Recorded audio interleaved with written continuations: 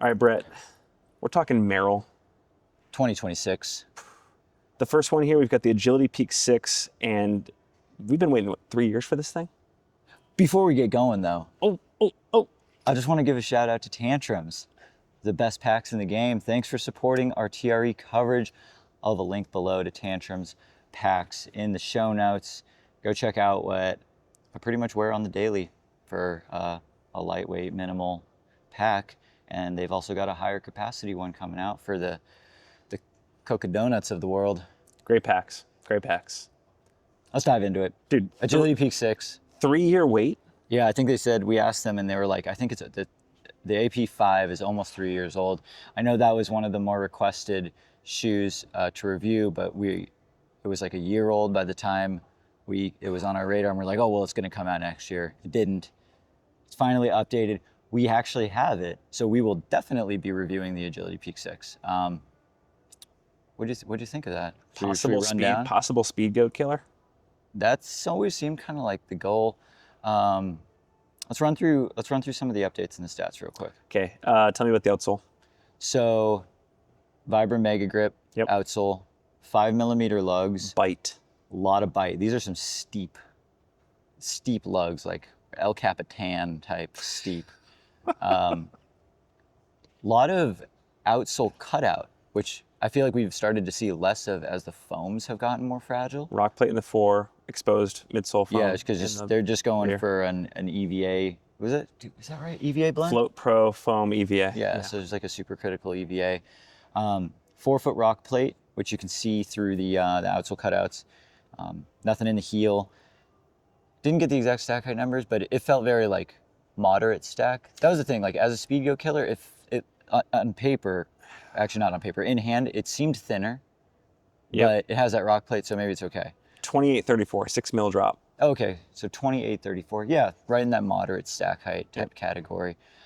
The upper seemed like it was mostly just refinements. Pretty classic mesh. Leno fit weave. Oh yeah, they changed the material. Yeah, it was the Leno Wave, which is what we saw on both of the on-trail shoes, the Cloud Ultra and the Cloud Ultra 3, which we've reviewed those. Yeah, it seemed like it's going to be a nice, kind of daily trainer, teetering more towards slightly rugged terrain, just because that outsole's fat. 5mm lugs. Yeah, those are it's crazy. Big lugs. A lot of cutouts for weight savings. Yeah, it felt pretty good in hand. Of course, we're gonna take it through the full testing. February 2026 for $160. Yeah, February 6th, 160 competitive. What's the speed goat typically retail at? It's in that range. Okay, so competitively priced. And then we've got one more new shoe. This is a completely new shoe from Merrell. And apparently this one has been 6 years in the making, the MTL Speed Arc Peak. Yep, You're excited MTL about this Speed Arc one? Peak. Well, I like surprises. And we live in the age of the internet. We see most shoes before TRE now, whether it's leaks or what protos of the gram. I'd never heard of this shoe or seen anything about it. So I love being like actually surprised. So MTL Speed Arc Peak. Speed Arc Peak. Yeah, And Speed Arc is one word. Well, I wrote it as one word. I actually don't know if I it's think it is one word. MTL stands for Merrell Test Labs. All right, let's break this Midsole. Tell us shoe about down. the midsole first. Okay, so the midsole is a 2-layer construction. Bottom layer closest to the ground is a supercritical EVA. So the idea behind that is to provide stability. Mm-hmm. And it's more durable foam in the way of not getting punctures or rips, stuff like that. We've seen that. We've tested that, and we've poked some holes in some super foam. So anyways, supercritical EVA bottom layer, carbon plate in the middle, which you can actually see. I guess the little like wavy bits in the middle, that's the SpeedARC part, which is trickle down technology from the hike division of Merrell, which I thought was interesting. Yeah. So you can see the carbon plate. Felt pretty stiff in hand, like it was real carbon. Yeah. Top layer, full PIBA, just bouncy PIBA super foam right underfoot, which I was actually thinking about this last night. Merrell should have access to some pretty top tier foams because they're owned by Wolverine. You know who else is owned by Wolverine? Saucony.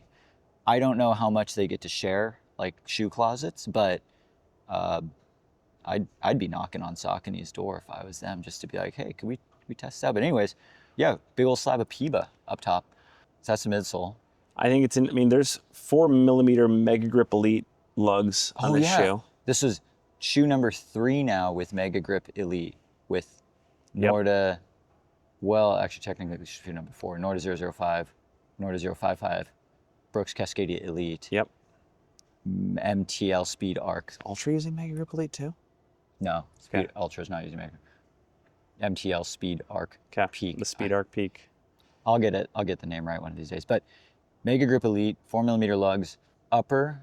Matrix. Upper is Matrix. With some treatment for water absorption. Oh yeah, yeah. So it's hydrophobic. Hydrophobic water treatment. So essentially, it's a treatment that they put on the fabric, and the laces, and all the fabric of the heel collar. In theory, and of course, we want to test this out. Basically, if you dunked the shoe in water, it should come out dry because water just does not even adhere to it.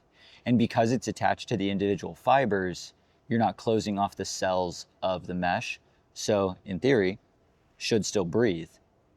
And then they told us, like a perfect application of this is like Western states. You're going through the rivers, you're dunking yourselves in water, you're getting soaked, but your shoes are staying dry. Did you recall the stack on this by chance? I don't think we got exact numbers from it, but it didn't feel super, super maximal. No, which I think opens it up to a lot of possibilities for use cases. Like I think they were billing it as a Western States shoe, but the 4mm lugs are interesting to me. I'm curious how that pairs with the potential stiffness of the carbon plate. Like, are they going to pigeonhole themselves into running more runnable races?